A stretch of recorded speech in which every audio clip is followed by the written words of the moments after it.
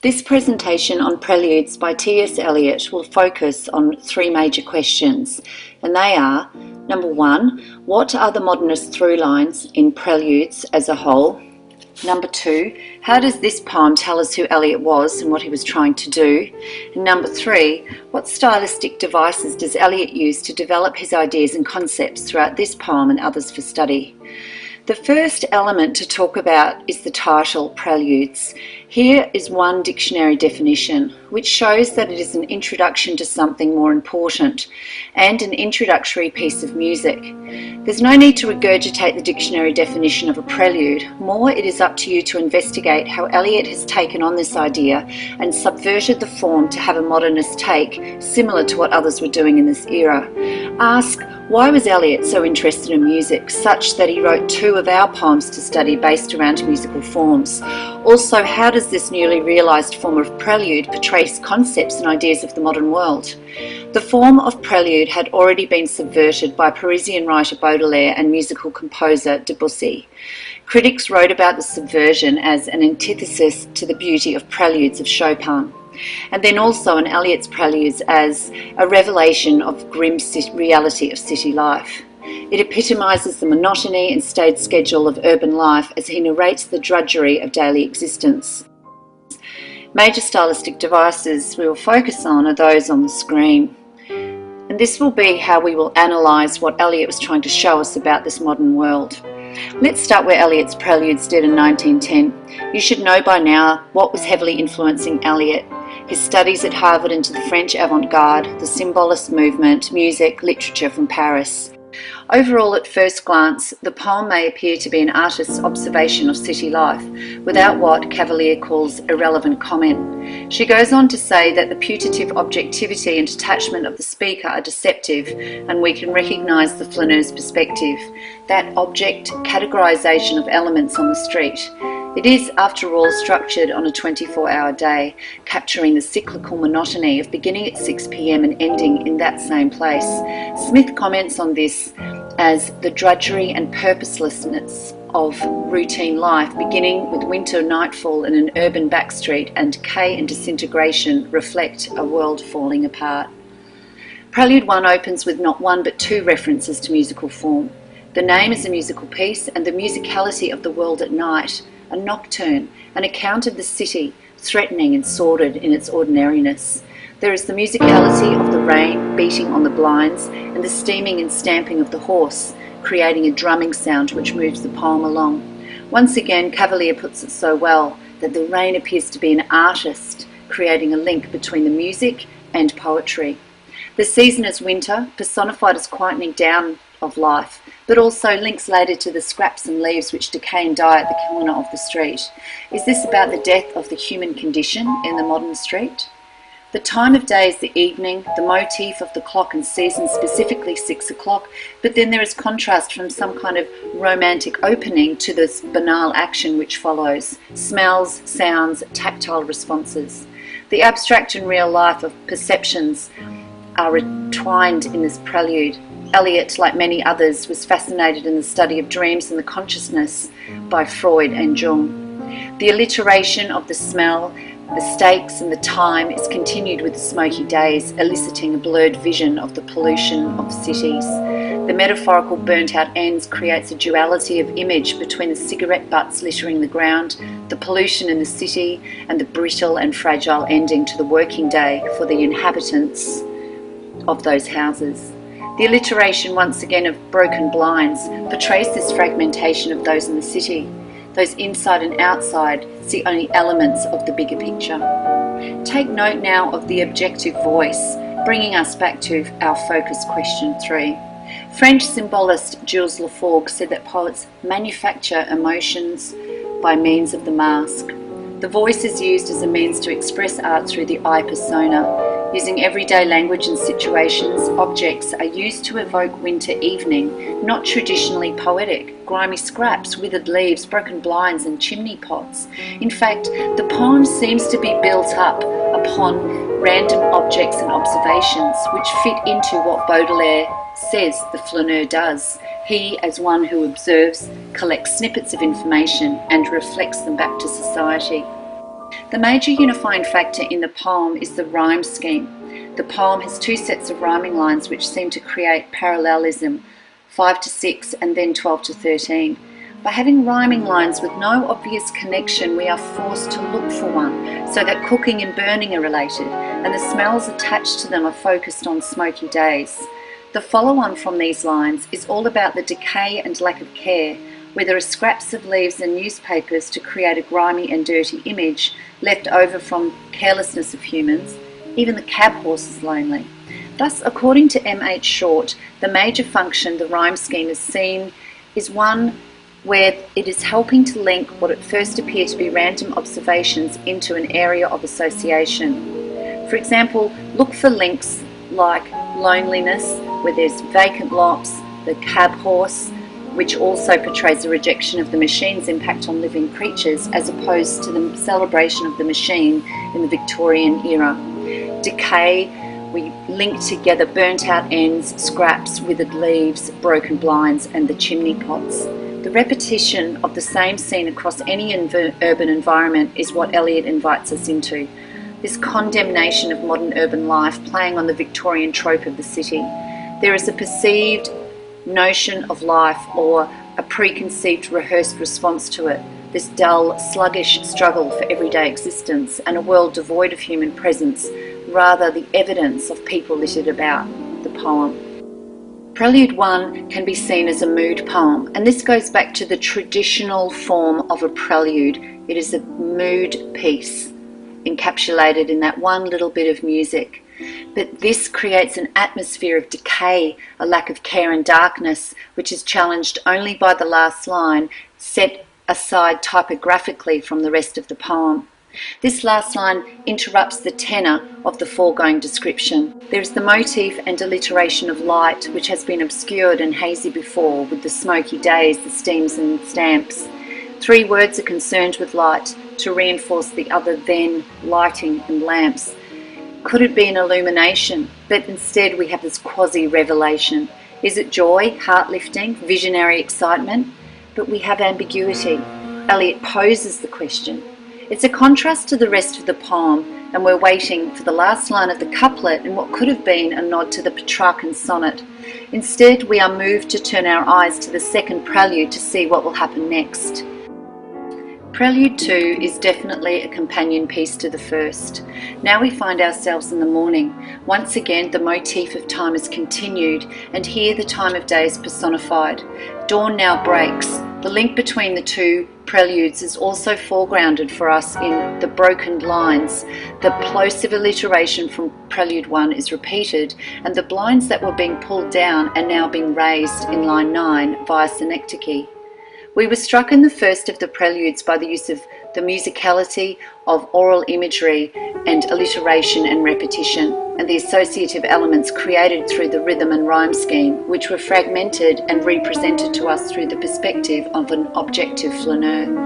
Now in this prelude, the speaker has an altered consciousness from the bleary evening of the night before. See the faint smells of beer, and into that of the rush in the city to the coffee stands.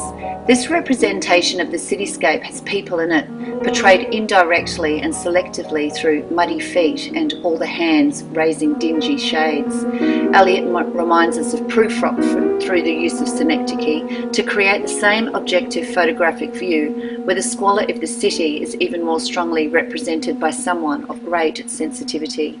Poor and workers are stressed in this poem with the hyperbole of 1,000 finished rooms, the renting of furnished rooms speaking of the impermanence of relationships and the future.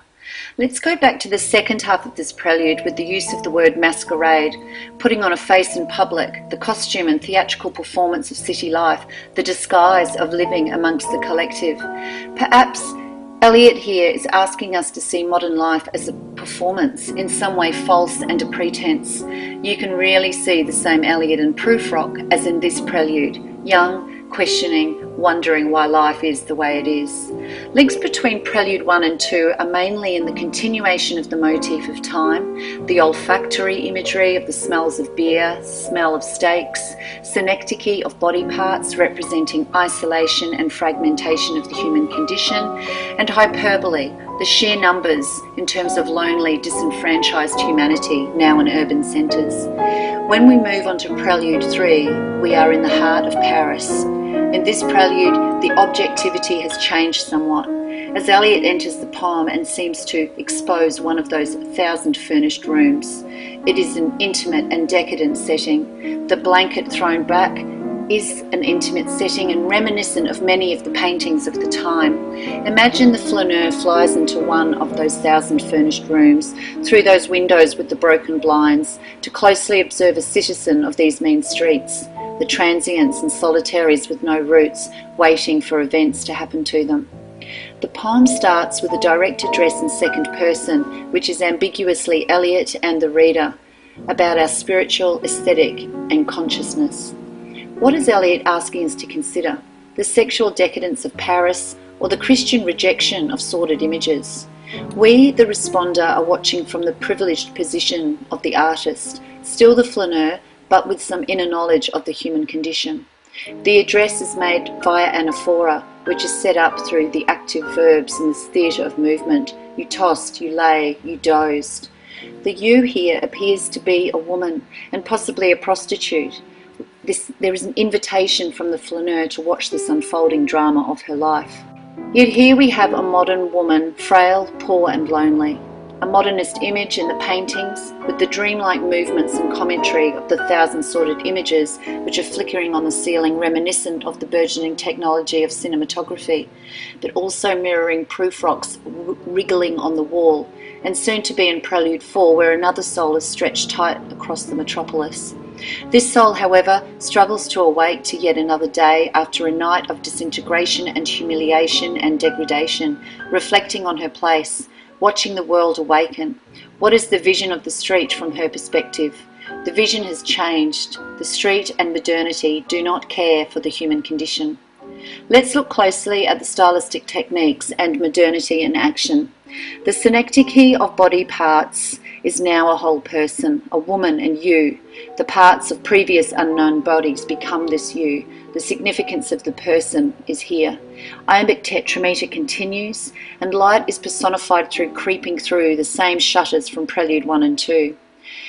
The curling the papers in the hair is reflective of the masquerade of getting dressed for others, attempting to conform to society. And here we have a dramatic lyric strategy. Lines 1 to 9 appear to be a dramatic play of a character in bed, dozing, dreaming, awakening. Line 3 to 5 is the recollection of physical ravishment, repulsive moments played over and over again in her mind. The final point to make here is that the poet and reader are now representative of the masses. The ending has a complicated and unresolved ambiguity and irony, so it's on to Prelude 4. We know it already, don't we? It's written after he returns to Harvard, but also after Rhapsody on a Windy Night and Proof Rock. This is the climax to the group of preludes. The setting is the city, where there is a material, aesthetic and spiritual wasteland. It's a lyrical meditation about identity and modernity, a dramatic narrative where the poet is definitely present now. The opening line has elements of the avant-garde, where there is the connection between Prelude 3, where thoughts and dreams are flickering across the ceiling, to his metaphorical soul now stretched tight across the skies, bizarre dreamlike images and fantasy showing Le Forgue's influences. Yet Eliot takes it one step further and combines in the religious dimension of a Christ-like depiction, stretched and transformed into the metropolis, making the connections, as we said, to Proof Rock. The motif of time recurs here in line 4 with monotony and boredom.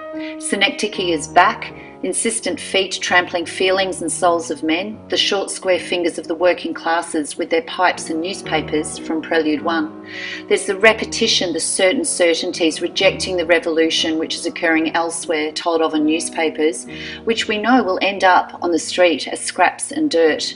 Alliteration and repetition interferes with the metre and rhyme of line 5, ending in the sordid blackened street, which has a conscience, although the people do not seem to. The personification again recurs, from that of the winter evening, the morning, and here the street, which is impatient. Does this prelude give us the ever so slight hope? Look closely and you might see it. The sudden admission from the speaker that he, Eliot, where he is moved by fancies that are curled around these images and cling. This is what I'm talking about. The caesura creates a fragmentation of the sentence and leads us to focus on the speaker, the poet, trying to look for beauty nonetheless. He is now the participant. Eliot has an understanding of humanity, that we need these fancies or dreams, which are clinging perhaps like a child to its mother, yet he tells us that the street's conscience is blackened, the same street the flaneur pounds in the bewitching hours in Rhapsody. Is there something infinitely gentle, infinitely suffering in this world that we have created as modern man, that there could be hope?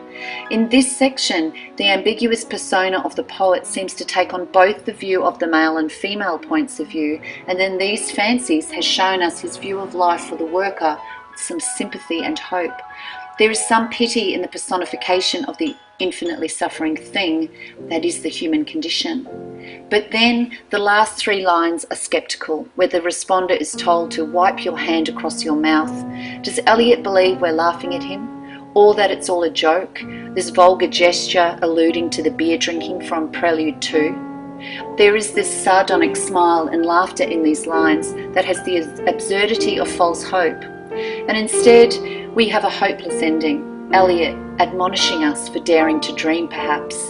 The cyclical imagery and simile of revolve like ancient women shows this monotony, with nary a word on the consciousness and soul. It is stretched upon the city, remember. Life will go on this way, but the poet is there to help us see it for what it is. What then will be your personal reading of the poem as a whole?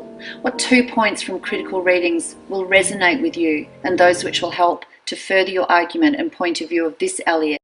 Get personal, use your research to help you form what you think this poem is telling us about the human condition and the urban mass.